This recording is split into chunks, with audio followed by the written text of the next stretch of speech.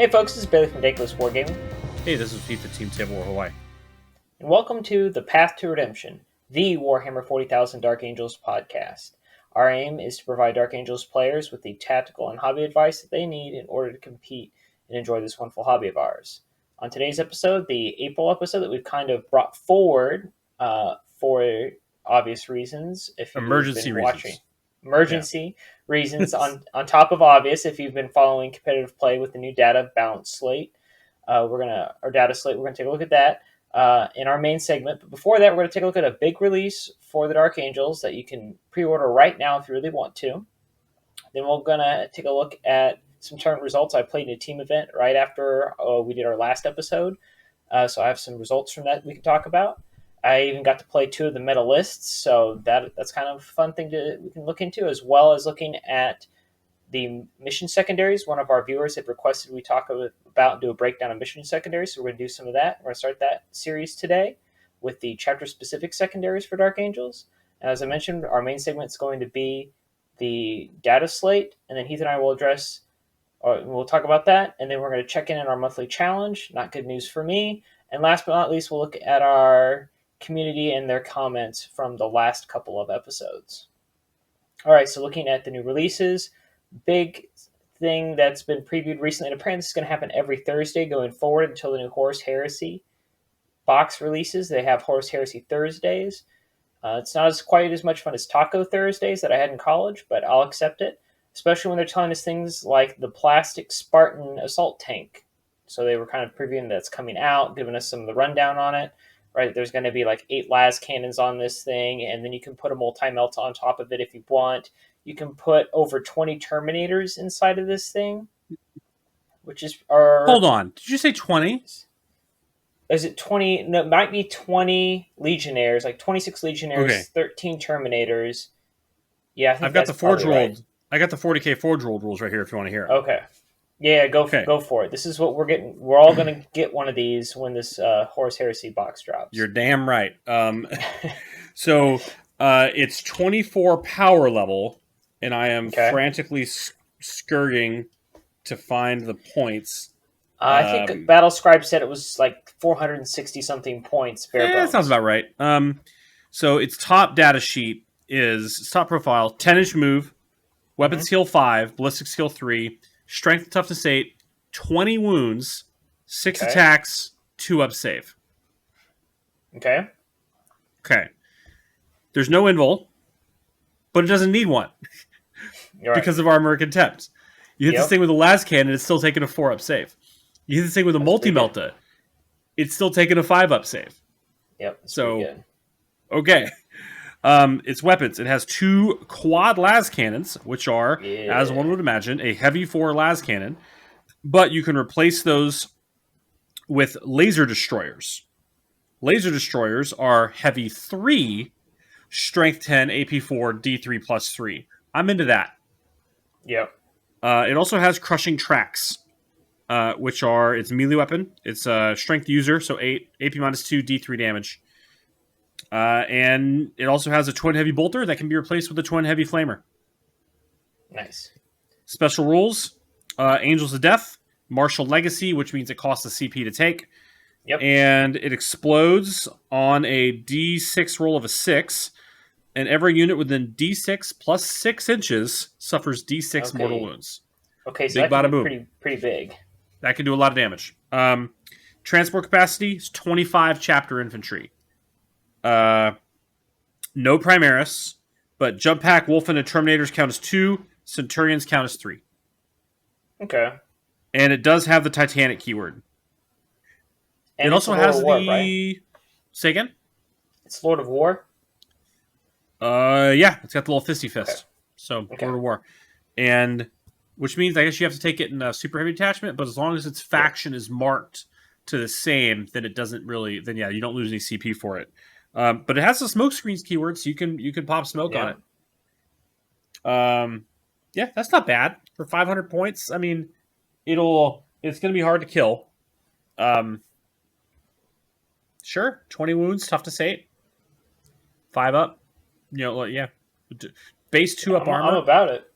That's not and 6d3+3 weapon damage, Yeah. strength 10 AP4 las cannons is not shabby. Well, if it stands still, like if it gets into combat, you get to add +1 to hit, or if it doesn't move, you Yep. get +1 to hit when you shoot. So that's still pretty good. Yeah. Especially with all of this, you don't get rerolls to hit. I haven't seen things that say you can't add modifiers, so I think that chapter tactic is going to get a little more important as more codexes come out. The more I keep hearing this kind of stuff, for sure. So, yeah, Spartan's definitely not a. That's not a bad. Yeah, it's like a Big Daddy Land Raider, pretty much. So yeah. I just wish it had the old Land Raider rules where you could charge out of it when you came out of it. yeah, That would be nice. That's the thing I need to see. I need to see some traditional assault vehicles on my Land Raider type chassis vehicles, so my Terminators can come out of it and still charge. Well, I mean, they can, but I want the vehicle to move first, and then I get out and charge. Because I'm not. You know what that needs to be? Like, that needs to be a stratagem that's keyworded to the Land Raider Crusader.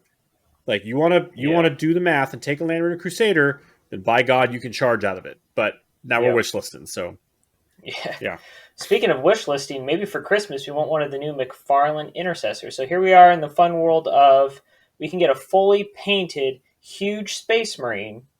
All right, he's got the winged helmet, he's got the Dark Angels green, he's got a chain sword. All right, he's $20. Why wait till Christmas? That's true. My point being is you can go buy a Space Marine Captain right now from Games Workshop and he's like $40, but you can go buy this like giant version of him for $20. Size your freaking and he's already head. painted. Yeah. And he's already built and painted. So it's one of those silly things, but he looks great. I'm gonna have to get one to put back here at some point, when they come out. And you can pre-order them through McFarlane, Walmart, and a couple other big I think like Amazon, people like that, big box stores, and he's about $20. We don't know about the Spartan plastic kit by itself or what the big box is yet. But there has been speculation. We talked about that in last month's episode. Thanks to Spiky Bits, they were the ones doing the data mining and the price comparison things that they like to do. Yeah. So those are sort of our two big releases. Some more information about this forthcoming Horus Heresy set to get excited about, and we now can get our own Intercessor from McFarlane. We don't have to go get the artist proof and paint it ourselves or repaint one of the Blood Angels Hellblaster or whatever. But they do sell this in an artist proof, I think. Which is pretty cool. So if you want to paint it yourself, you can. All right, looking at MetaWatch, literally the weekend after the last episode we recorded, I had a team tournament. Hold your breath, folks, because guess my record. Oh, Bailey. 0-3. So we're going to keep it rolling. Team tournaments since December. I think I'm now 1 out of 12. And the one game I won was at Adepticon. We were doing the team tournament, and I had a Tau partner before the data slate. So that's my one big win, and it wasn't because of me.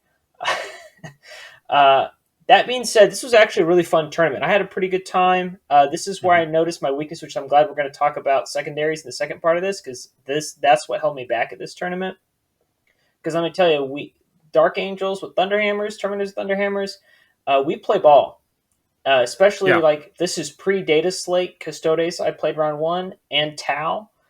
And man, let me tell you what, my Thunderhammer dudes did not mess around with these guys. Like, they were throwing haymakers right back at them, and even though I was losing, I was having a great time because I was picking models up left, right, and center. So if you want to go and have fun, that's sort of my thing right now. Is hey, these Thunderhammer Storm Shield Terminators, man, you go out there and you can fight with anybody. It's great. Get the job done.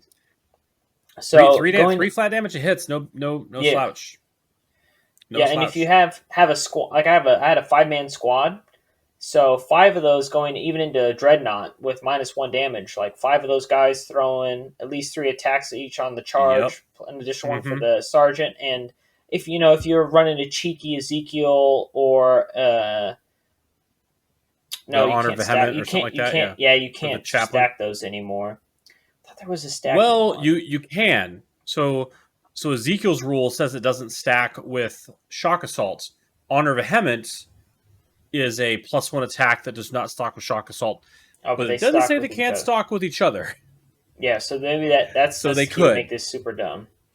But yeah, that it's nice, especially when you get charged and you get your +1 to hit, so you don't have to spend the CP to do Honor of the First, although you could have then hit on twos.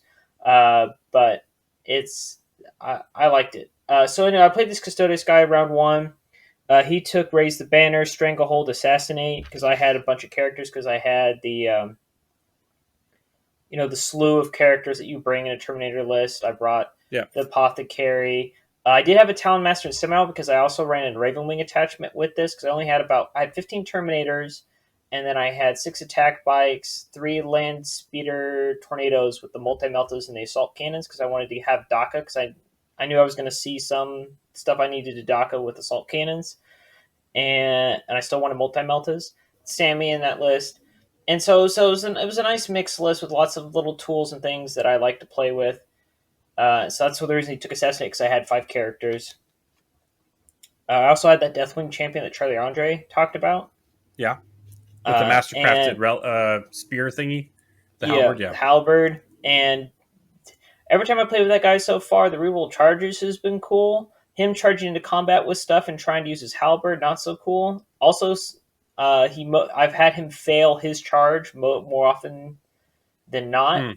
So he just gets like stomped on before he even gets into combat. And then the one or two times, I think when I played the Tau guy, he got into combat with a Crisis Suit commander that had the Superman gauntlet, and he didn't kill the Crisis Suit guy, and then he got Superman punched and died because he only has that 5-up invuln.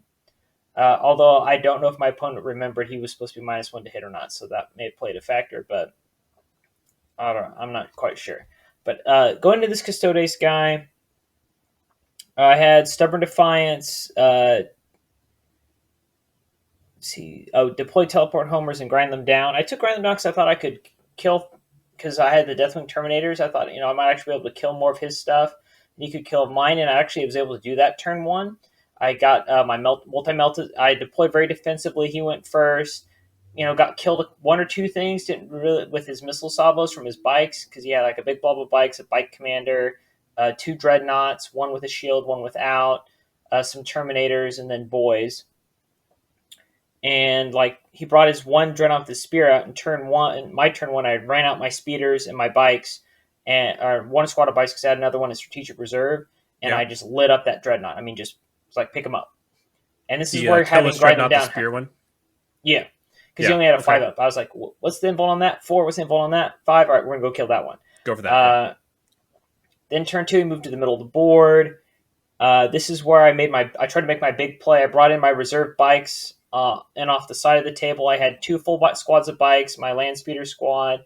I had my rerolls in from Sammy. I had Talon Master with reroll 1s. And I kind of split fire a little bit with like my bigger guns into the Terminator squad. And then I put all the Melta into his bike squad because he brought it out from behind cover on his turn 2. And then he pops the defensive stratagems. He did all the things. This is where the data slate would have been nice, because he would have done exactly 0 of that, because it's a bike squad and all that stuff. Now, like, I think doesn't work on bikes anymore.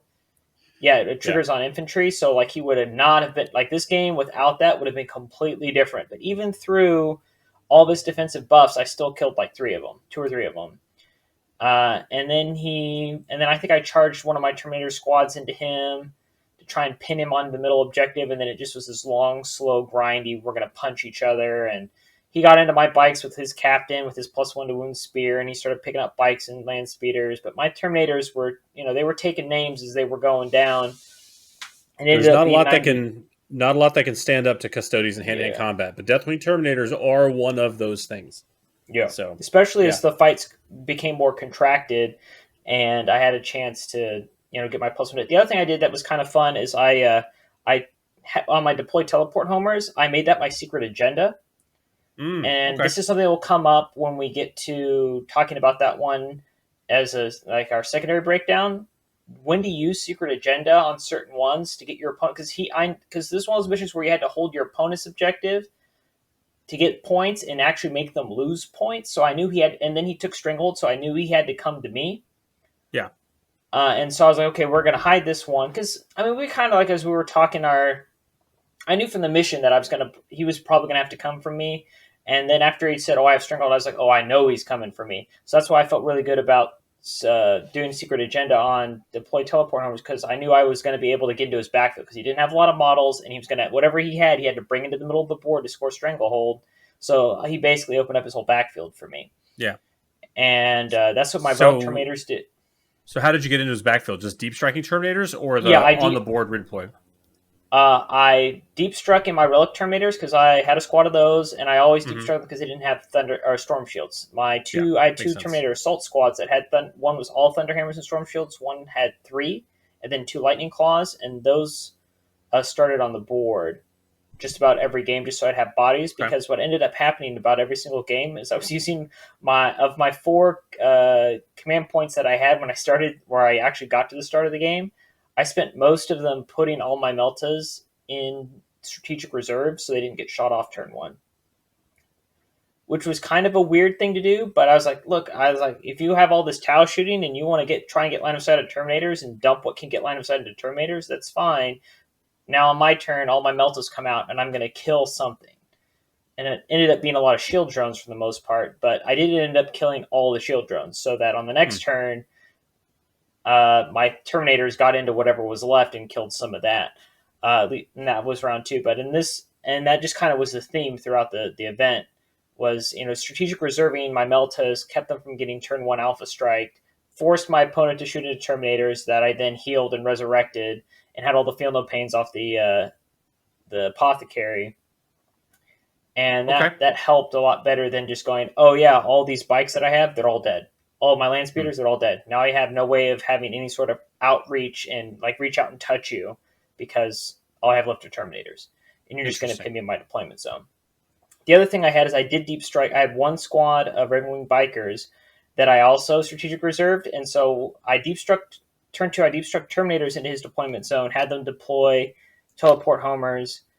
And then on his turn 3, when I could go into his deployment zone from strategic reserves, then I brought in the Bikers in line of sight blocking cover, and they deployed the teleport homer. And the Terminators went and challenged his home base because he left it was just being guarded by 3 dudes.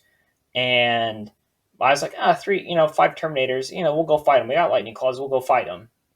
I did not end up winning that fight, even with the Bikers coming to help, which is sad because it really came down to the last couple dive rolls in turn 5 where I almost flipped that object. If I killed that last guy, because this is where where their guys they count as more than one guy. They count as all their guys count as 2 for the purposes of OBSEC and Lookout Sir. So 5 Terminators, you need to kill at least one of them to outnumber them, assuming they don't kill any of you back. But and since they were just Lightning Claws and Combi Bolters, I didn't have the invulns to survive some of that. And then he brought some shooting over because he had some of the Forge World shooty the Adrosites or the I know what you're talking about. And basically a heavy, a 3 flat damage heavy bolter. It was pretty good. Not a small gun. Pretty good. But it was close. It literally came down to where I had a chance to score a bunch of points right at the end, and I didn't because I just couldn't kill that one guy. And I think I said, if I didn't say it right, it was 98-42. But I really felt like I had a good time. I mean, he was killing my guys, I was killing his guys. And now with the data slate, I would have killed a lot more of his guys faster, and it really, in my opinion, would have changed the game. Because instead of having a big blob of bikes charging me, he probably would have had about 2 or 3, and I would have picked them up a lot faster than what I did. So I'm confident that going forward with that's a way to go. So how many CP did you spend putting all those Ravenwing units in reserve? I'm curious. I think it was 2 or 3. Okay. And a lot of this is from the Adepticon experience where I played most of that tournament without CP and went, it's basically what it is when I do have CP because I end up wasting most of it. So I've just kind of taken this philosophy of I'm just going to spend it all pre-game for the most part and then just play the game and see what happens. And I'll tell you what, I feel a lot more satisfied having bikes and Meltas and stuff hidden off the board where they don't die and then they come in. That's a lot more satisfying than trying to spend 1 CP to make a -1 to hit and then watch them just dump their whole army into them anyway and they all die. I guess looking at the board and being like, I don't have any place I can reliably keep these guys safe, or there's just a bunch of indirect fire that is once again been nerfed. So that's okay. That's a good point. I like that. Yeah, and that's basically what I did. I did with Tau. Sorry, go ahead, Heath. No, I was gonna say, I don't think I. Yeah. So the changes to you would write a very different list if you had armor or contempt. I think because you'd kind of would naturally de-emphasize storm shields. Well, I don't know. Would you? Would you have changed that list if you had armor or contempt?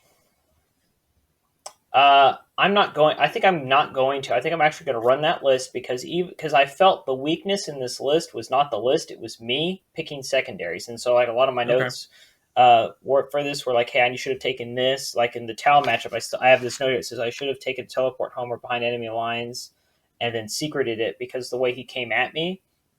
Because this was a Dawn of War deployment with a bunch of objectives, and he came out and got to the middle of the board. Because I think this is one where, like, if you hold the middle, you get more primary points for holding the middle. So he rushed to the middle of the board and left all sorts of holes in his backfield that I could have gotten to. Because in that one, I took engage in all fronts, raised the banners, and I didn't know what else to do. And I don't know what I was thinking, especially since I put all my bikes in strategic reserve turn one.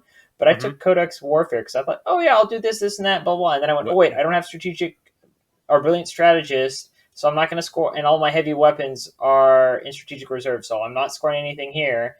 And then I had to get to the assault dock. Codex Warfare. Yeah, and I had to go so fast into assault doctrine to make my Terminators actually get through the crisis suit armor that I didn't spend time trying to shoot things. I did score 2 points though, because I did get into the assault doctrine and I did go kill things in melee, so I did get 2 points. But yeah, that was just not good. Would have done a lot better with some of these other ones.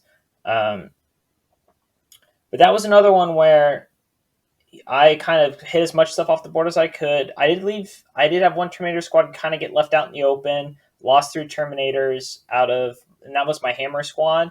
And I decided to sacrifice my Apothecary to bring one back. And then these guys charged from behind line of sight blocking terrain into a Hammerhead and then just hammer down, just smash the ever living daylights out of it. Mostly because he thought he could kill them all in his shooting phase, and he shot at me on his turn after I charged him and wounded him, and didn't hit me with the big gun, so he didn't wound me with the big gun, so I didn't take any mortals.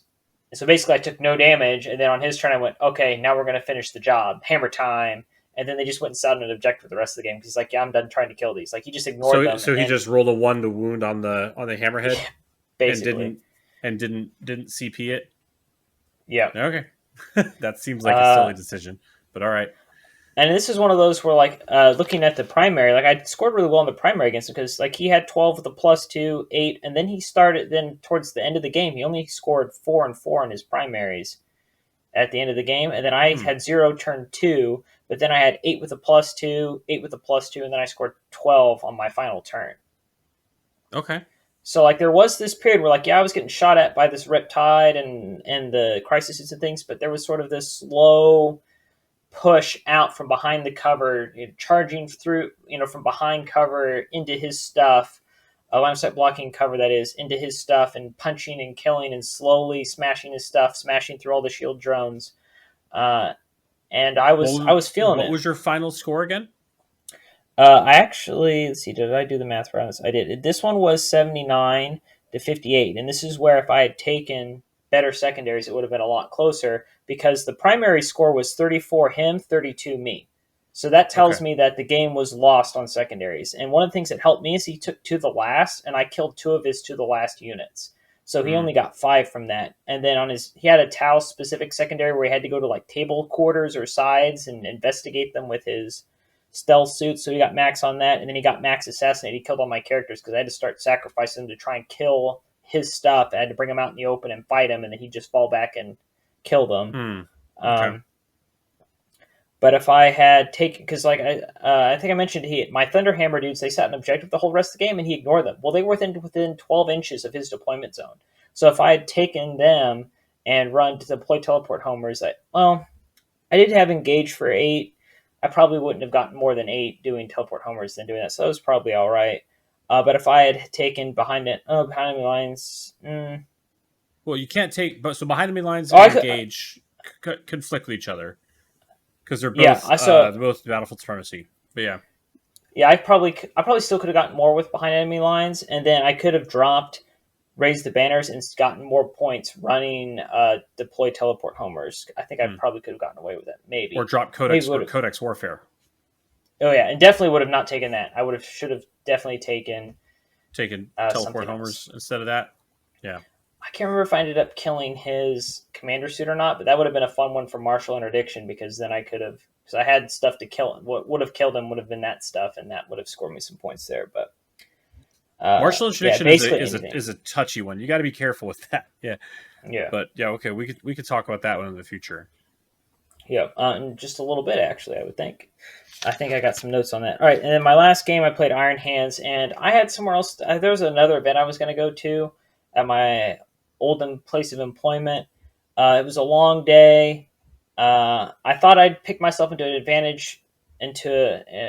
list that advantaged me, or was advantageous to me against Iron Hands. Then I actually saw the list on the table, and I went, he had like 2 drop pods. I had drop pod Devastators, like all crazy. And then he had a bunch of Dreadnoughts, and then I just did not play well, did not have good secondaries, did not kill anything. And this was 92-57. And by the end of it, I was just like, man, I rushed this. I rushed the whole thing. I rushed deployment. I rushed secondaries, rushed the way I played. And I mean, we got the whole game in like an hour and a half, deployment to the end of turn 5. But I just left points on the table, didn't kill anything really, and was just very frustrated. Like I just had enough. Like, this is one of those things where, like, I used to play all the time, and I haven't been because I've moved and changed jobs and things.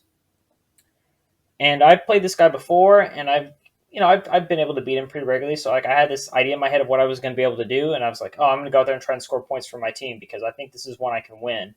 And I didn't, and it was just sort of the weight of, losing a lot at Adepticon, losing at the team tournament in December, losing all day that day. I was just sort of like, you know what? I'm done with Warhammer right now. I need to go do something else. And so I was just all right, we're just going to play through this fast. I'm done. I'm ready to. And that's the thing that happens with tournaments, especially if you're playing a lot. Like, I just did Adepticon a couple weeks before this. So it's just like, it was probably too much Warhammer in too little amount of time, and you got to space it out. And mental fatigue is a real thing. Like, yeah. Especially that last game on a tournament day. A lot of people don't think about it, but thinking actually burns calories, and you can throw yourself off if you're not properly taking care of yourself for that last game of a tournament. So eating right, making sure you're hydrated. Getting just you can make some dumb decisions after 8 or 10 hours of intense mental effort. That you would not otherwise make, and it's understandable. So, likewise, you're like, you know what? I'm not enjoying this right now, and it's a game. I need to stop. Also is understandable. So, and nothing against him, and he was kind of the same way. So like, it was just like we were both kind of happy that game did not go the time. We're like, okay, we're done.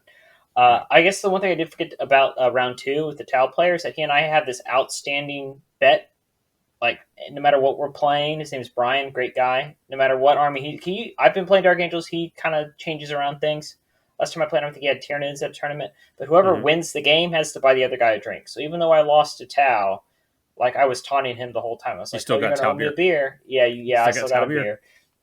The other funny thing is that was the mission we are not allowed to have units deployed in no man's land. And he didn't read that rule until after we'd finished deploying, and he'd put his stealth suits and his ghost kill and stuff all over the board. And because we're good friends and it's Chris's store, my buddy Chris, I just started screaming and jumping around and waving my arms. Chris, I need a DQ this guy. He's, because he was the team captain and he's playing the medalist. I was just like messing around.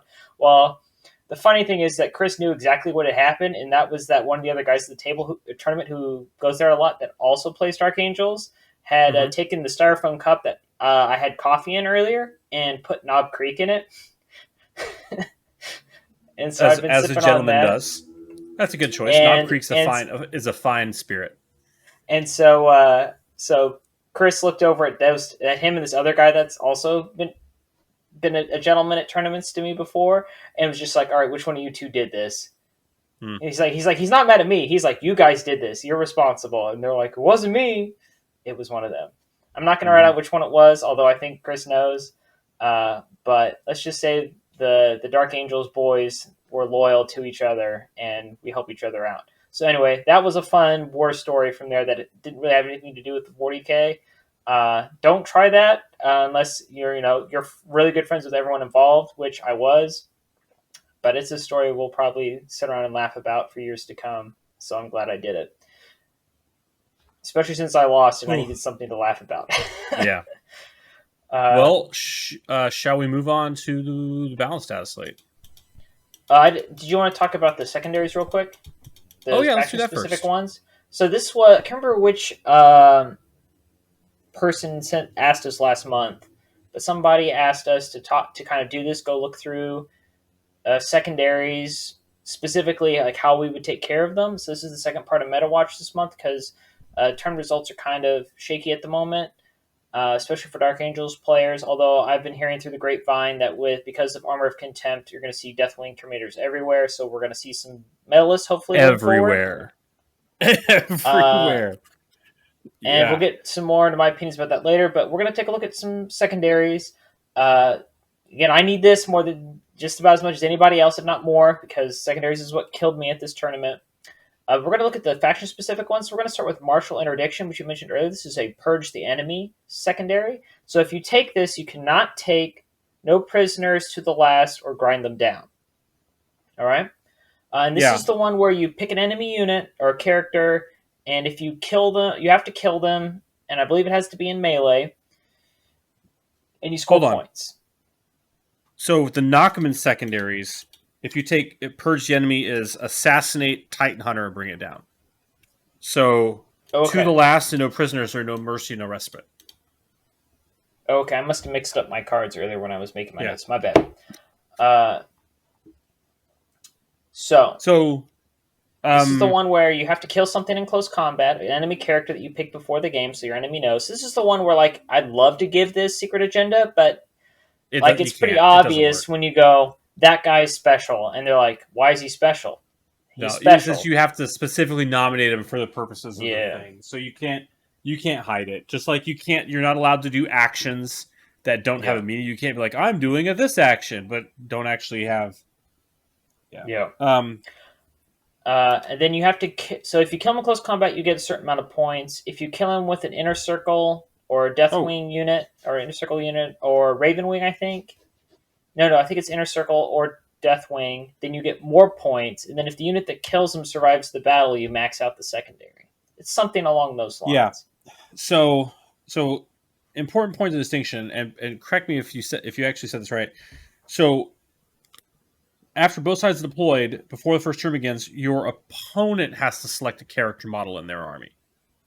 Okay. You don't get to pick it. Your opponent has to pick it. At least the way it's worded in the codex. I don't think that's been FAQ'd. So it's not like it is a very, very niche case. Dang, well, that really changes what I was going to say. Yeah. So I see this as like if it's a chaos list or honestly, with knights coming out, this is honestly a pretty good anti-knight thing. He's like, okay, well, I have to kill this thing. And killing knights in close combat is not a big lift for Deathwing Terminators with Thunderhammers. So, and if you... Yeah, so you very clearly have to kill it in melee. So you have to kill it in melee. That's all there is to it. But killing, so I think it's a good anti-knight choice going forward. Other time you're going to see it is if they've just got a raw, like I push everything forward, WOG, or for the Dark Gods, and every character is coming forward to kill you. Then it's probably a reasonable choice. I would assume like Nemesis Dread Knights, like if the only characters in their army are Nemesis Dread Knights, like they're gonna come fight you. So make them pick one, and then you go kill that guy. I don't know about that because Nemesis Dread Knights have a lot of weird movement shenanigans. That's also true. They can. So they have a thing where like when you declare them as a target for shooting, I think it's shooting, they can just like boop teleport. So okay. I need to look at the Grey Knight book again because I'm not super familiar with it. But it could be a good choice. So if you're looking at an army that has, like, it's very clear that they're using beatstick characters to beat on you, Martial Interdiction might be a good choice. Now, you have to have Inner Circle and Deathwing to take advantage of it. That being said, Samael has Inner Circle. Yes, he does. This is one of my big points. So you need some Ravenwing characters in this list. Yeah. So Samael, and it has to be melee. So I guess you could give a Talon Master a Heavenfall Blade, but that's not really, I don't know. I'm actually don't forget the Primaris Chaplain on bike. You can give him a big mace. You can give him a big mace. Because chaplains are Inner Circle because they're chaplains. Yeah. And then the key with having the Ravenwing guys is that then you can then swift strike them away. The one time I pulled this off with a Ravenwing champion, I went in, hit this guy's war boss because I thought I could pick him, but like he was the only character he basically had was this one war boss, so he probably would have picked him anyway, knowing Chris. Actually, and I ran in, fought him, killed him, swift struck away, and then just ran around with this bike dude the whole game so you couldn't kill him, and maxed out my points. So I don't think a Ravenwing Chaplain is Inner Circle. Because that's a basic Space Marine book data sheet, and it says if he's on a bike, if you're Dark Angels, he gets Ravenwing, and Inner Circle is awarded specifically out of the Dark Angels Codex to Deathwing models that don't have it.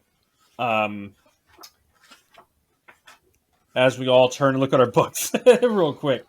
Yeah, so that's a key distinction. Because for me, for this to work, you really want to have a Ravenwing character like Sammy, who has that big sword, who can fly over things when he charges in and fly out over things when he swift strikes away. Like, you have to have some sort of flying character to really make them scary. Otherwise, they're just going to hide that thing from your Terminators the whole game, and you're not going to get to them. So having this mobile character unit that can run in and fight them is what's scary. Okay, it's on page 42 of the main rulebook. Ravenwing units and Dark Angels attachments that do not already have Jink gain Jink. Deathwing and Inner Circle units and Dark Angels attachment that do not have Inner Circle gain Inner Circle. So the Ravenwing Chaplain, the Primaris Chaplain on a bike, already has Ravenwing, which means he would get Jink, because that's not on his data sheet, but he would not get Inner Circle. I don't think. That needs to be fixed because he's a chaplain. Let me call my friends at Games Workshop. He's not an Interrogator Chaplain. And there is a difference. True. There are chaplains, and then there are Interrogator Chaplains that know the real truth. So, and you can take chaplains that are not read into the deeper mysteries. Yeah, because the Primaris Chaplain doesn't have the Deathwing keyword either. Yep. But you can take a chaplain you can take a chaplain, or you can take an Interrogator Chaplain. Interrogator Chaplains get Inner Circle. A chaplain in Terminator Army does have the Deathwing keyword, and therefore will get the keyword. Okay, so you need a Deathwing Chaplain in Terminator Army. That being said, also means a librarian with Might of Heroes would also count in Terminator Armor. Yeah, I'm pretty sure. I don't remember exactly where it is in the rule, but rites of initiation. I think that's for captains and lieutenants mostly, though, in the HQ slot.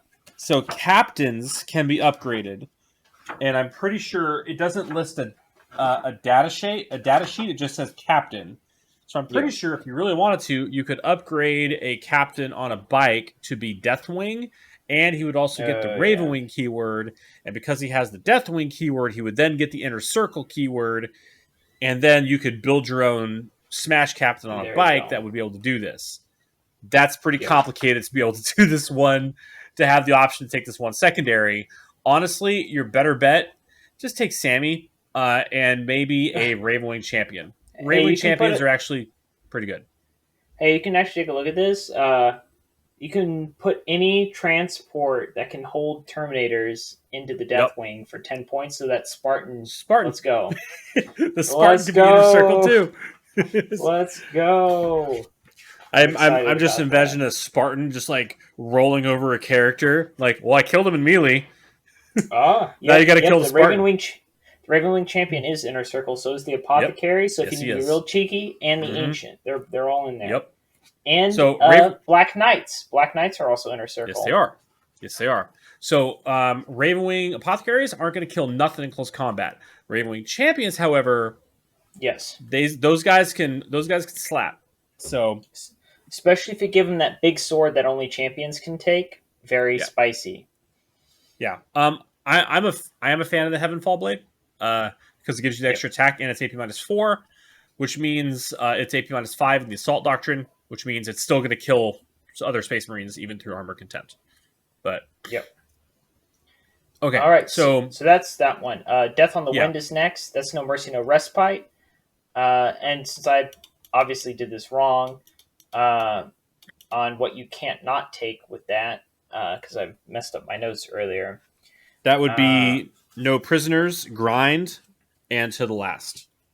Okay, so I just swapped those around. That's what I did. Let Okay, me so tell you my things. opinion. Let me tell you my opinion on Death on the Wind. Here's when you're going to take Death on the Wind: is when you take a full on gloves off.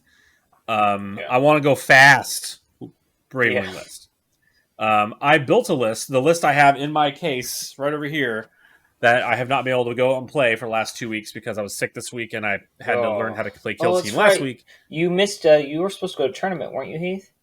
No, that's this coming weekend. It's not a tournament. Nice. It's a con, right? I'm volunteering for the tabletop gaming at a con, but well, I'm glad you're not missing that.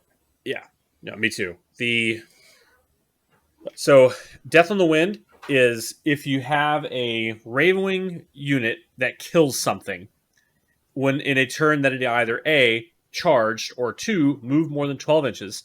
And this was FAQ'd, you have to actually have more than 12 inches of displacement on the board. Yep. So starting point and end point has to be more than 12 inches. You can't say you moved in a circle and moved 12 inches. Then you get 2 victory points. This is very good. But don't take this if you've got like 2 units of Ravenwing attack box. No, do not do that. I don't think that's good play. So it's terrible. I've done it a lot. Don't do it. It's terrible. Also, unless you have a full on now if it's like Tyranids, like MSU Tyranids for some reason, or guard, okay, maybe, right? Kill every time you kill 10 guardsmen, you get 2 victory points. Roger that. That sounds fantastic. But having this is to reward you if you play a full on hard Ravenwing list where everything you kill is going to give you a point and you will max this out. I think Thomas Ogden said that he would traditionally max this out on turn 1 with a full Ravenwing list. Yeah, and I think that's where it has to be because it's just you do not have enough stuff otherwise to just kill everything. Like it just anytime I've tried, like even in the list I ran at this tournament, I thought about this one and then didn't because I'm like I only have so much Ravenwing and it always dies first. It always gets targeted down because it's the Meltas. And so if I don't go out there and burst something down and I might run out there, kill one thing, get 2 points, and then all my Ravenwing stuff dies and I don't score anything the rest of the game. So that's something you really, really got to watch out for on this one. And again, this is where I think you have to have a mix of melee and shooting. Like you have to be able to go in there and charge and fight people. And the problem is, unless you have characters, the best weapon you have is a chainsword. Mm-hmm. And you especially with Armor Contempt around, it's not that great. You want to hear the list I wrote that's gonna take? Oh yeah, bring it out. Let's hear it. This is 2,000 points, 1 outrider detachment. Oh boy, Samael, a Talon Master with Brilliant Strategist, Arbiter's Gaze, and Rights of War. There he is, because he's the Warlord with 2 Warlord traits. Yep. A Ravenwing Champion with the Reliquary of the Repentant. And he's the chapter champion with the Imperium Sword. Yep. And then a squad of 3 attack bikes with multi-meltas. Another squad of 3 attack bikes with multi-meltas. Another squad of 3 attack bikes with multi-meltas. A squad of 3 tornadoes with multi-meltas and assault cannons. Another squadron of 3 tornadoes with multi-meltas and tornadoes. And then a Land Speeder Vengeance with a heavy bolter and a plasma cannon, the super plasma cannon, the plasma storm battery. And then 2 Dark Talons. Yeah, OBSEC not required for this. Don't need it. I've got 3 of it. I've got 3 of them, but Oh, I guess not that's true. required. Yeah, So, not um, necessary. and but you'll note I put Rights of War on the tout and the land speeder That's right. So because you I'm do trying to have keep the that. land speeder alive so that he can be like, "Hi, I'm on your Yep. objective now, and now it's my objective." So Yep. I would. I wrote this list before Armor Contempt came out. I would Yep. change a couple things probably. I'm actually would probably go away from the Talon Master because depends on what's in your meta. AP -1 and AP -2, in my opinion, is probably not quite cutting it these days. And I'm going to be shopping around for a lot more plasma, a lot more AP3, a lot more AP4. Okay. So I don't know what I would replace that with. I'll figure it out. But those Dark Talons, in case you don't remember what Dark Talons do, they shoot mortal wounds. So Yeah. I don't care about your Armor of Contempt. I'm going to open a Warp Rift on your head. Well, and the other big thing too, especially if you start to see more of the like, you can only be wounded so many times per phase.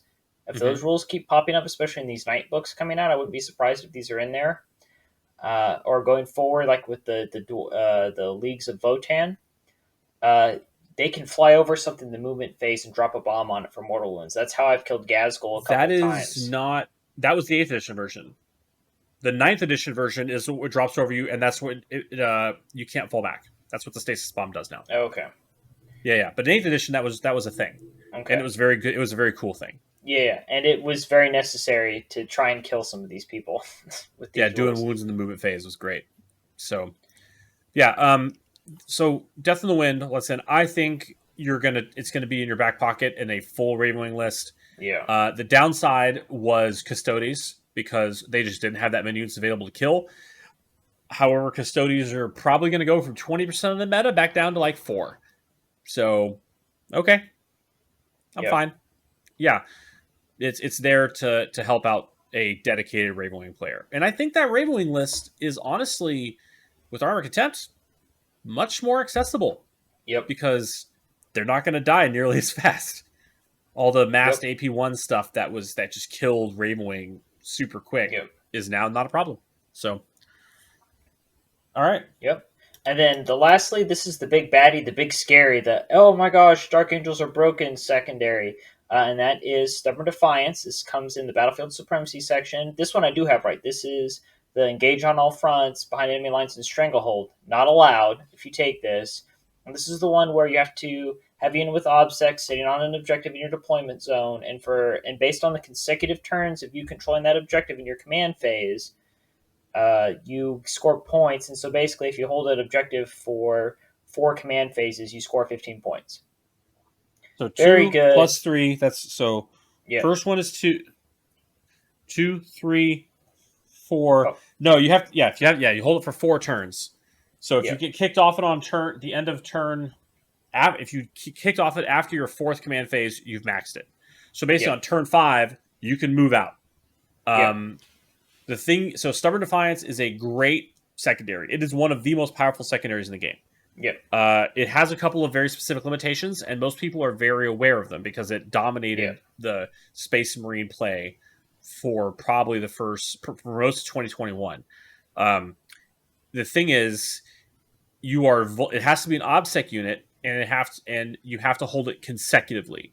So Yep. if they have a fast unit that can knock you off of OBSEC, then on turn 3, you just lost a lot of points, and Yep. and you do not have the opportunity to get those points back Yep. because you have to hold it for consecutive phases. So That's this was a big thing in that Custodes game because the bikes counted as more than one model, and they're fast, and I knew they could get into me, and that's why when I played the Custodes player at the tournament I was just in, turn 2, I did ask one of my teammates, like, should I do it? Is it time to go in? And he was like, it was my roommate Jacob, so he's like, always. And I like attacked him because I was like, you know what? If I want to get points on the secondary, I have to keep his bikes away from my deployment zone because that bike squad was big enough with the ×2 modifier. He was just going to take it from me. If he just flew over and charged in, I was going to not score points. So I had to try and charge him, fight him, and pin him in a corner a little bit and keep him off of me. And that's something you have to think about when you take the secondary. Like the tournament in December, I tried to deploy back and hold it, and it did not work very well. because I didn't have any screens, and this orc player just screamed across the board with advanced rolls, charged me, took it from me because 30 boys versus 10 Terminators. Yeah. Terminators lose. Yeah. When I played a Necron player and I had a screen, did a lot better, got my 15 points. So you have to have some. It could be other Terminators, it can be Terminators and characters, but you have to put something between the squad holding the objective and your enemy.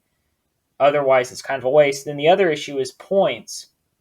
When I play this Iron Hands guy, I realized that by putting my Thunderhammer Storm Shield guys down on it, yeah, they're tanky. Yeah, he can't drop his, if I screen well, I screened him well, so like he didn't drop his Devastators in on, light him up. And then I went, you know what? I could have just put my Relic Terminators there with OBSEC, picked up my Thunderhammer guys, and then thrown them out to actually like go do things. And for a lot less points, scored 15 on the secondary instead of throwing the Relic Terminators out. Actually, ended up dropping the relics, picking up with the teleport home where the Thunderhammer. Actually, the Thunderhammer guys just charged through the wall to go fight a Dreadnought.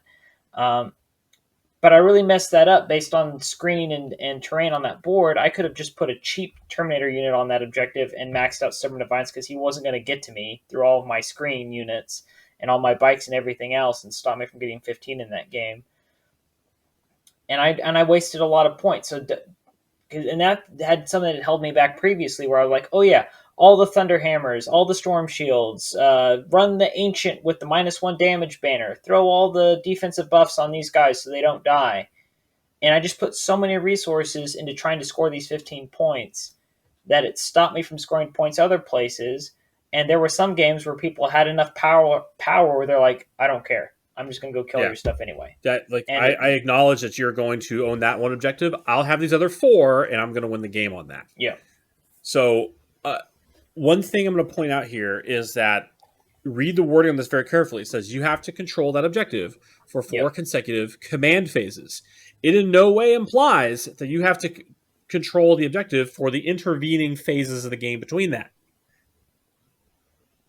So you can move off it as long as you get back on it by your next command phase, right? Or if you I see where we're going. lose it in his turn and have some shenanigan with which to get back on it, with like out of phase movement or charge or heroic intervene and then pile in, that is perfectly legitimate if there's a way to pull that off. But I don't have a scenario in my head where that's a thing, but it's possible, and that does not invalidate the strategy or the objective, right?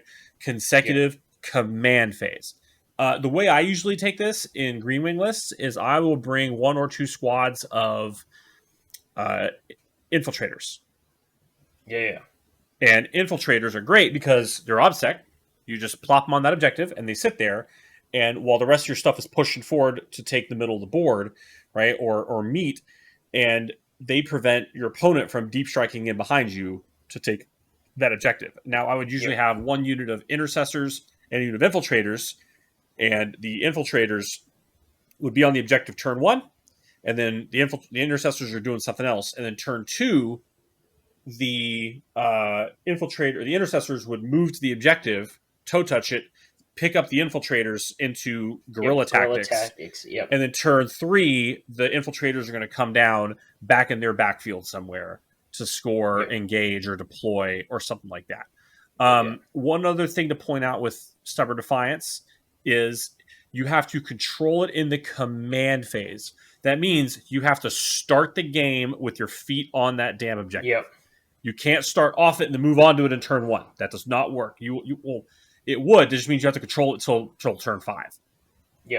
So you have to start the game with your feet on that thing. So I think the key here, at least for me, and it sounded like I'm hearing it from you, Heath, is that even though this looks really easy on the surface, it is very complicated based on the way it's scored, and then the fact that people know it exists, they've played against it a lot, and they know how to stop it. So this is not just an automatic. It's a known quantity. It's a solved problem. And once again, like all Space Marine play is resource constrained.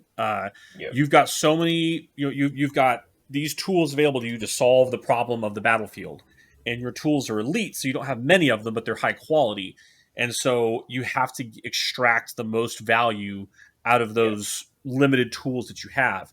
Unlike, Guard or Tyranids, where you've got hundreds of models and they're all trash. But the thing is, they interact with the physical board in the exact same manner that a Space Marine does, right? Yeah. Where they're one guy and they deep strike screen 9 inches around them. So, Yeah. yeah. All right. Well, speaking of from going from a known quantity to a lesser known quantity, because it's only been around for 1 weekend of events, and I haven't had a chance to really look into those. We're going to move on. And to it didn't the even main count for last weekends of events. Nobody played it, as far as I can tell. So nobody knows knows what this is, and that is the new balanced data slate has come out. And the big thing for Dark Angels that came out of this data slate, aside from Custodes getting nerfed, which would have been very helpful for me, is this Armor of Contempt rule that's come out. Which there was a stratagem for vehicles that gave you Fatal Pain against mortal wounds that's been around for 2 editions now. Well, now it's just a rule for everybody. And Heath, what does this rule do? So the way this is worded, it says for Adeptus Astartes, Sanctic Astartes, so Grey Knights, Heretic Astartes, so and and Sisters of Battle, so Adeptus Sororitas. Then you every time an attack is allocated to them, you worsen the AP characteristic of that attack by 1. That is baller.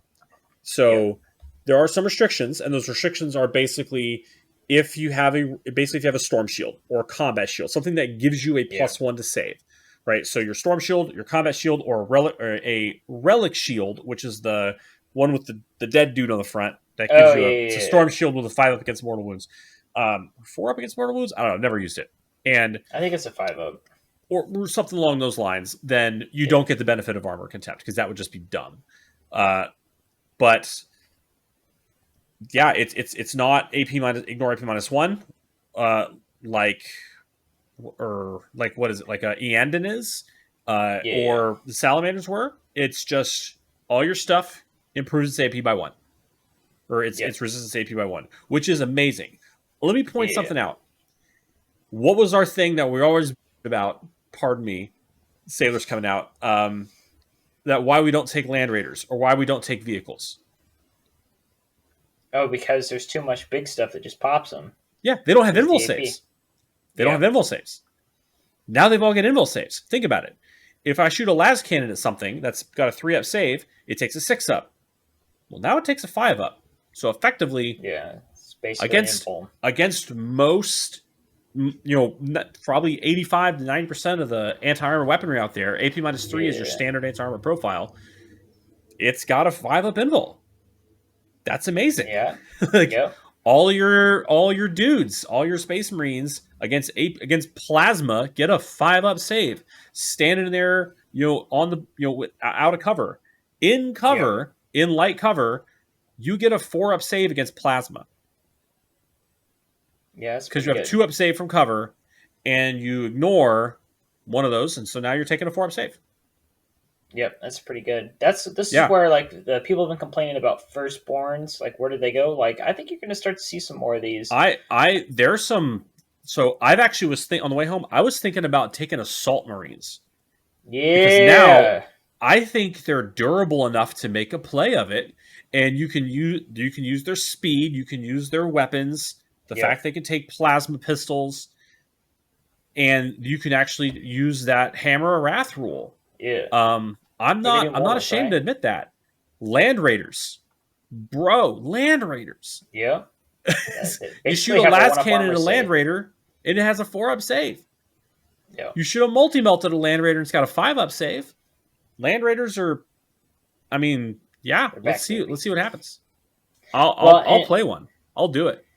Well, and that's basically one of my things. I want to get my Gladiator out. That thing was so much fun to play with. The one that has the 2 twin multi-meltas and the 2 twin las talons, or the twin las talons.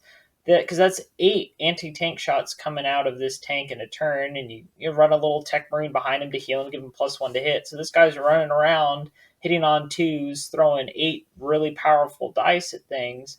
Yeah, and now he has some more survivability. So I definitely want to take him out. Whenever there's a big rules update like this, there are units that I've painted that I really enjoy that are not necessarily competitive that whenever there's a rules change like this, or like I go play a game with them, I go get them out, and I'm like, I have to play a game with this to see what they do, like a Land Raider, the Gladiator.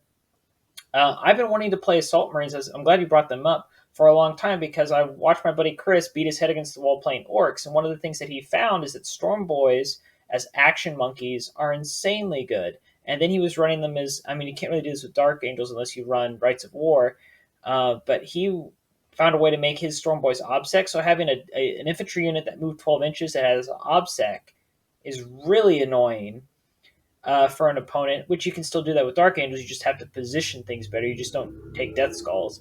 But having a little 5-man squad of guys with jump packs that can deep strike in whatever they want, they can fly over all the terrain, they can zip in and out of places, challenge objectives. It's pretty useful. And then they have chainswords that got buffed. So, because they get the +1 attack, and they get this shock assault, and they have -1 AP going to -2 AP. Of course, Armor of Contempt negates a lot. This is where an Armor of Contempt I don't like, is that basically combat doctrines in the mirror match, just forget about them. They don't exist. But I knew you were going to bring this up, and let me provide a counterpoint. Let's hear it. Have you ever used the stratagem Wrath of the Lion? No. Allow me. All right, let's go. This is because this is us only. Nobody else gets. It's not the Ultra Smurfs, not the Space Doggos, just us. Wrath of the Lion is 2 CP. Use it in your command phase if a combat doctrine is active. Until start of the next command phase, each time a Dark Angel model from your army makes an attack with a weapon specified by the active doctrine, an unmodified wound roll of 6 improves the armor penetration characteristic by 1. This is cumulative with the combat doctrine. So So you can get around it. You can kind of get around it as a Dark Angel. Oh, this is good. Right? This is in the tactical doctrine. In the tactical doctrine, you can throw a lot of heat. So, how does this? So defensively, how does this benefit us? Things I think you need to look at. I think you need to look at things that have a native 2-up save. Obviously, Terminators. That's where we'll come back to the Terminator discussion because I want to have that discussion. I'm looking at Centurions. Yeah. Dark Angel Centurions don't have core, but the fact that they're Dark Angels mitigates that to an extent because if they stand still, they get +1 to hit, which is effectively the same as a reroll. So, and the fact, and they're toughness 5 with a 2-up save, and they're ignoring the first point of AP, and you put them in cover. And remember, Centurions always benefit from Bolter Discipline to maximum range. So Hurricane Bolters are right, and when they punch things, they're going to do a lot of damage.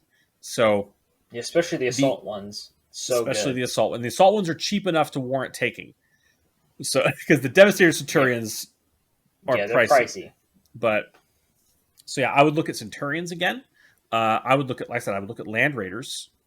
I have my Imperial Armor Compendium out here, and I started to thumb through it before we were doing the show, looking for stuff that has a 2-up save. Most of it's like ridiculous heavy stuff that no one, like, I'm not going to sit here and recommend you guys playing Astraeus with a straight face. But honestly, what does have a 2-up save that is a little more accessible? Sicarans. Okay. If you've never seen Sicaran, they're 10 power level. They're 180 points. That's not bad. I have strongly considered picking up a Sicaran Omega. I think is what it is. Where does that thing go? Because a Sicaran Omega is the one. There it is. Sicaran Omega. 14 wounds, 2-up save, 3+ ballistic skill, so it hits on 2s if it doesn't move. Yeah. And once again, effectively, it has a 4 or 5-up invul, depending on what you're shooting at it. It has an Omega Plasma Array that is heavy 6, strength 8, AP 3, 2 flat damage. That's not bad. Which is a great target for weapons in the Dark Age. Oh, yep, exactly. So that's why I bought a Boat Dreadnought instead. Because it's -1 damage and it has a 5-up invul. Instead of a Sicaran, where I was like, I need a heavy, like a 2 flat damage platform. But Sicaran might not be a bad choice. Right? Yeah. That's if you're going to get a cool Forge Rule model, Sicaran might fit with that. I said Go The ahead. one thing I wanted to hit at real quick, because we were talking about things being in cover.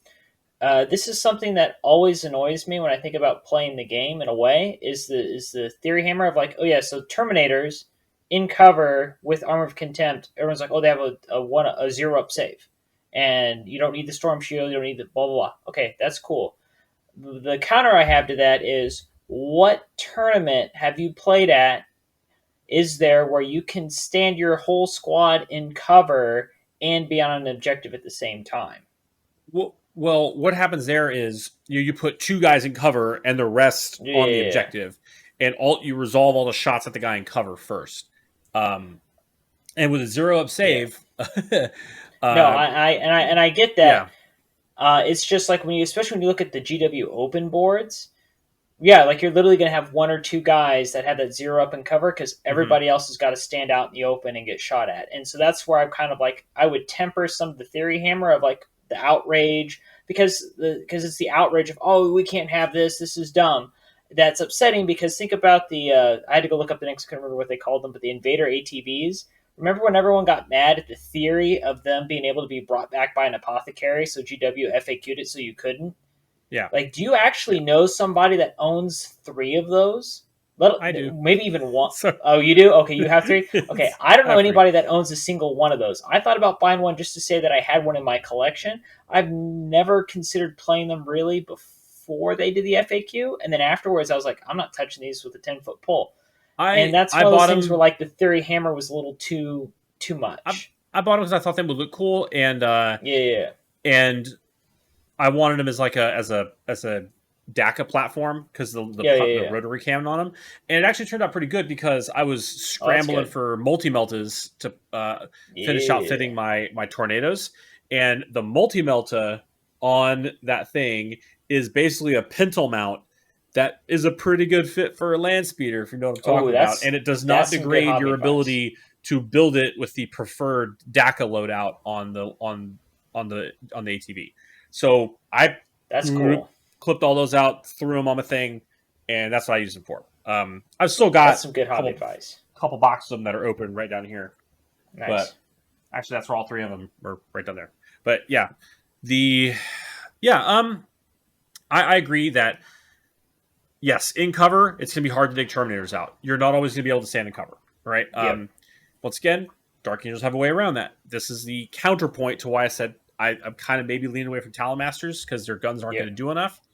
Talonmasters, if you remember the no escape rule, Talonmasters can let a Yep. Ravenwing core unit ignore cover against something. And that Ravenwing core unit is your multi-melta attack bike that has an AP4 multi-melta on it. Yep. So in Devastator Doctrine on turn 1, that's an AP5. Yep. And that will be like, oh, hey, that's cute that you've got Space Marines in cover. I'm AP5. I ignore that cover, and he's dead. I don't care. He's Yep. dead. So, Yeah, that um, solves it. yeah, I've heard people talking about Devastator squads. Devastator squads are now survivable enough because you are going to Yep. put a Devastator squad in cover and give them an Overwatch position, and that's a thing, right? With the plus one to I hit, and then you get another plus one to hit on one guy. Yeah, that's going to be good. yeah, I think that Devastator squads for a lot of Marines are going to come back. A lot of people are talking that salamanders, because you can't reroll wounds against salamanders. That's what they got um, as a consolation. That their chapter tactic became everybody's rule. Is Yeah, now you can't reroll wounds against them. But that's that's still good. pretty good. That's still really good. I don't mind that at all. And a lot of people are talking good about Blood Angels because we're talking about stuff that has a native 2 up save being really powerful. Yep. Well, sorry to tell you that Sanguinary Guard have a native 2 up save. Ooh, I So forgot about that. yeah, Ooh boy. so they're going to start them on cover. Once again, your AP5 ignore cover attack bikes. That ignore cover rule just became really relevant because people Yeah. are going to be hounded for that stuff. So yeah, Well, and I think it so helps Death Company too, since they cannot take the shields the way that Vanguard vets can. So now your Death yeah, Company are more survivable. mm, So you'll see more of yes, those. And I also think yep, this is where you're going to see, in sort of like as a counter meta play, we're going to see more Death Watch. Because the second I heard this rule came out, the first thing I thought of is, oh, firstborns are going to live longer. Wait, what's a firstborn unit that can manipulate their AP so they can work around this, but will be more survivable because of this? And I immediately went to Deathwatch. Deathwatch, yeah. So I would be surprised with more Xenos coming out and this Armor of Contempt rule that firstborn Deathwatch kill teams showing up, because they can actually play into this Armor of Contempt meta and like mess with it a lot, because they were like, yeah, I'm just going to take the gun that shoots better. Yeah. As far as effectiveness of this, I was not able to play a game this week because like I said I was sick. But right, I have played. So one of my common opponents out here is a Yandon player, and Yandon is their thing is they ignore the first point of AP on AP 1 or 2, and it is frustrating shooting at a Wraith Lord or Wraith Blades that are already -1 damage, and now they're ignore the first point of AP. Yeah. It is frustrating. So knowing that everyone's going to be having the same, issue with us is really good. Yeah.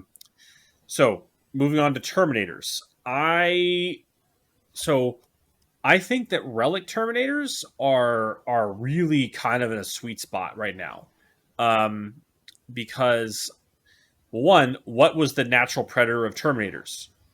Honestly, the thing that made Terminators kind of start to fall in favor a bit was Drakari. It was mass squadge of witches that are throwing boatloads of AP -1 that spikes to AP -3. Well, now we ignore all that first point of AP -1, and the AP -3 is going to get capped at AP -2, which means I'm still taking a 4-up save against it. Yep. I've basically got a Storm Shield now. Yep. So, cool. All right. And I'm taking, and like I said, mathematically, the way to beat 2-up armor is to make them take a 3-up save instead of a 2-up save. And the amount of dice you get to roll with stuff that has an AP -1 is just so much higher, right? It's really, really, throughput. So that's going to really mitigate a lot of that. So Relic Terminators, just regular old Deathwing Terminators, are basically almost as survivable as Storm Shields anyway, against the stuff that really kills Terminators. And they have ranged weapons to shoot back with. And also, don't sleep on Chain Fists. Remember what the profile for a Chain Fist is? Chain Fists are power fists that are AP -4. Yeah. And they're also... What is the profile on that little guy? D3 damage, but then they do flat 3 against a vehicle. Flat 3 against a vehicle. So... Real spicy to have a couple of those in each squad. A Relic Terminator with a Chain Fist and a Combi Bolter, 39 points. That's not bad. You take 5 of those guys for 195. Yeah, it's not bad at all. Not bad at all, right? Not bad at all. So I have like a formula of like, if I can make a good unit for, was it less than between 10 to 20% with 15% of my points being the sweet spot. Like that's where I want to, if I can build a unit that can sit in there and do a lot for that sweet spot, means I can run just about 10, right? If you do it right, you can run 10 units in that sweet spot points wise. You've got a good list. I can't remember where I heard this, like what podcast or who said it, but somebody said that a long time ago that I'd heard, where they're like, you only really want a unit to be about 10 to 20% of your army on a level. And I've been building things that way for a long time, which is why I really steered away from like the super big Terminator squads for a long time, because they violated that rule. It's one of the reasons I don't play mecha things like Knights, because they obviously violate, you can't not do that. But I also that's not my thing. Like aesthetically, like battle robots, I'm not a battle tech guy, not my thing. I like infantry. I want to play with infantry. And that's the Napoleonics in you sucking right there. Yeah. Everybody knows big stompy robots are cool. I won't hear a bad word said about them. But obviously they break that rule, so don't apply it to them. If you do like them, like just disregard this. But yeah, being in that 195 point range, I'm like, yep, that's a good unit. Yeah, 5 of those, or once again, you can take 2 of them, or say a 10-man squad for just under 400. Combat squad them into 2 5-man squads. They're going to be OBSEC in the correct detachment. And once again, you can have 3 Lightning Claws and 2 Chain Fists, and that'll drop the price by 15 points. So that's 180. That's 180 points. Yeah, that's good. which is I like it. That's a very very And we're that's a about to good get unit. 10 of them when this Horus Heresy box drops, because there's supposed to be 10 of Yep. them in there. Buy stock. Buy stock. Yeah. In those things. Yeah. Get your hands on if you can. So yeah, this is a great time because like boom, game shook up, everything's got a whole new Yep. lease on life. You know, the old king is dead, the custodes have fallen. Tau, I Long don't live the know. I king. had never played against him. We'll see what happens. Harlequins, you know, the freaking stupid boats got a 40 something point nerf. Sorry, 35 point nerf. So they're 40% more expensive now. So you're not going to see 9, you might see 6, Yeah. which is still scary. But all the Harlequins swords are AP -1. Now they're AP -2. Or now they were APs, you know, AP -1, 2. Now they're AP 0 or 1. So Yeah. it's going to make all your stuff a lot more survivable. Well, and a lot of the Harlequin stuff is, for anyone that I've seen talk about playing against them, it's the same thing it's always been. You just overload them, make them roll 4-up saves. They're not going to make all of them. They will eventually die. It's just making sure you sequence your shots to blow up make sure the boat blows up, and then when it blows up, you have enough shots left over that aren't declared in another unit to then kill the guys that come out. Like, you just got to shoot them at distance and just bury them in dice, and this is where it's making me think about like getting my assault terminator intercessors out again, because now that they have armor and contempt, they effectively have a 2-up armor save, right? Sure. And they 5 of them throw a lot of dice, and they can fight twice. So if you can, Yeah. this will help. I think I'm going to start running mine again, because in this world of I just need dice, because that's how people kill me. My buddy, I keep talking about Chris, but I hate playing Chris, because Chris has really figured out this game is about throwing dice. As many as possible. Doesn't matter what the problem is. I'm just going to throw dice. He's like, Deathwing Terminators, don't care how many of them there are. I'm just going to throw Berserkers at them, fight 3 times with guys that are, and it's like 120 dice. Pick up that whole squad. I don't care what your armor save is. Yep. And it's like, I'm tired of people doing that to me, and I want to do it to them. And with Armor of Contempt, I think that opens that up for Assault Intercessors again. And I'm excited about that. From a modeling perspective, like mathematically modeling perspective, the more dice you throw, the more consistent and predictable your outcomes become. So, yeah. Listen, a whole Greenwing range has a whole new lease on life. All your dreadnoughts now basically have a 5-up invul save against everything except multi-meltas. So it's an exciting world out there. So I would love to hear what you guys are coming up with. Yeah, go out and have fun. That's what I love about this time. Let's jam. Let's see what happens. All right. Are we ready for the monthly challenge then? Yeah. No. We were supposed to build up to 500 points and maybe paint them. No. You mentioned Napoleonics earlier. I thought I had to go do an event next weekend, and the rule was everything had to be painted that you brought.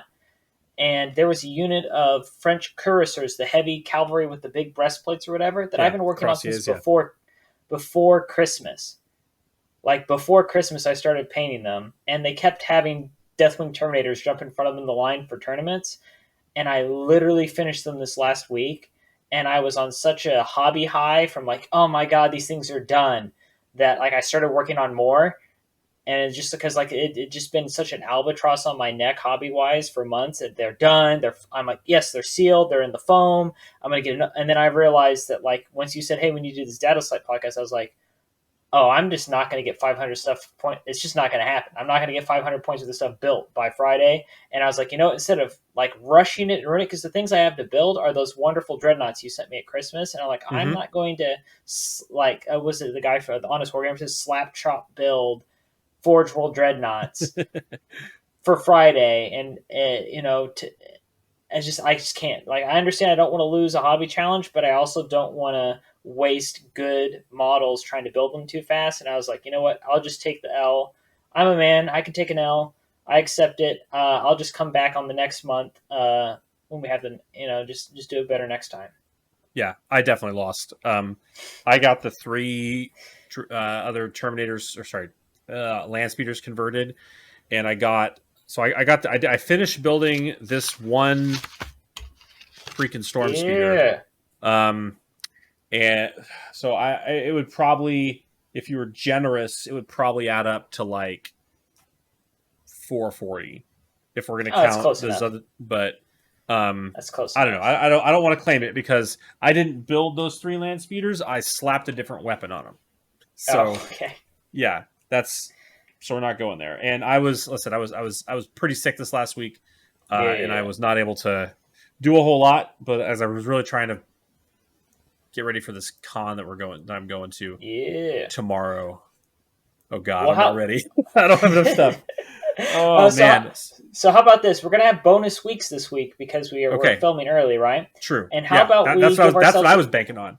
Yeah. I thought I didn't know we were filming a full episode. I thought we were going to be like, let's talk about Dad Slayton out. So I was like, not even bring this up.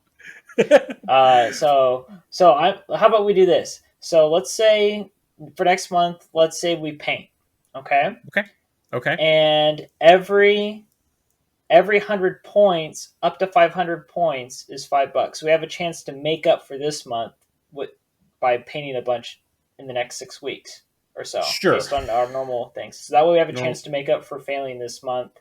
But it's also not an all or nothing kind of thing. We're like, we can get there. You paint a squad of guys, it equals a normal month's worth of points. I'll take it. All right. Let's do it. Let's do that. Anybody else at home? That's the deal. Paint up to 500 points. Let's see what we can do. All right, so going to community interaction, we have Commander After Hours. A couple days ago, he was looking at our March episode that I got out, and he had a question for us about, here it says, I had a question for you guys. In the Deathwing Vanguard detachment, are Relic Terminators OBSEC as well? I assume they are, but I don't know. Thanks. And I think you answered this I did. in the comments. What was your answer, Heath? I said they absolutely are. Yeah, Relic Terminators are definitely OBSEC. Deathwing Knights are not, but pretty much all the rest of the Deathwing stuff is. Yep. And then I think in reply to that that's great news. Swapping out one more unit. I've got a game coming up. He says he's new to 40K, so welcome to the hobby. 2K points. I got 10 Relic Termies in the list already. But I think I'm going to add another 5. It's a Deathwing detachment, of course. 35 magnetized Termies. Lol, I just used the Imperium Wing Deathwing Knight Talbot Robe thing to make a Relic Terminators. They came out cool. Oh, okay, I see what he's saying. He took the Deathwing Knight chassis and then built them, but still built them to look like, so they have the robe, so they still look sort of that's older, cool. regal. Yeah, I wouldn't mind seeing pictures of that. Yeah, that sounds cool. And props for magnetizing that amount of Terminators. That is not a small undertaking. So hats off to you, sir. Well played. I think I've mentioned this before. The coolest magnetized thing I've seen is this guy had a metal rack in his house. He had all of the shoulders and arms on his guys magnetized, and he had his guys on his shelf, right, with their arms, and then all the extra arms were just put, pinned up against or magnetized up against the metal railing. So he could just sit there and pop everything on and off on all of his even his intercessors. Yeah. Stop making us all look bad. But that's pretty cool. He probably had squad markings painted on all of them too, didn't he? Well, he did have an airbrush, and he airbrushed them all white, and then did some combat damage. So there's some things he could do. But yeah, it was pretty cool. I mean, when you only have that Space Marine army, I mean, that's also not fair. He had some other jealous of, but it was good and filled with rage at people who paint squad markings on their guys. It's. Sounds like we have a hobby challenge for the future there, Heath, because I don't do it either. Dang it. No. Okay. I need it for Adepticon so I can get those theme points. Yeah. All right. Well, thank you all for listening to this month's episode of the Path to Redemption, the Warhammer 40,000 Dark Angels podcast. Our next episode will come out probably early June. That will be labeled the May episode, giving Heath and I time to actually get a hobby challenge done. Until then, please subscribe, like, and comment below if you're watching us on YouTube or listening to us on your preferred podcasting service. Last but not least, we'd like to thank Purple Planet for the use of their music. Until next time, I'm Bailey from Dankless Wargaming, repping Other Realms Hawaii. All right, this is Heath with Table War Hawaii. Stay loyal, Angels.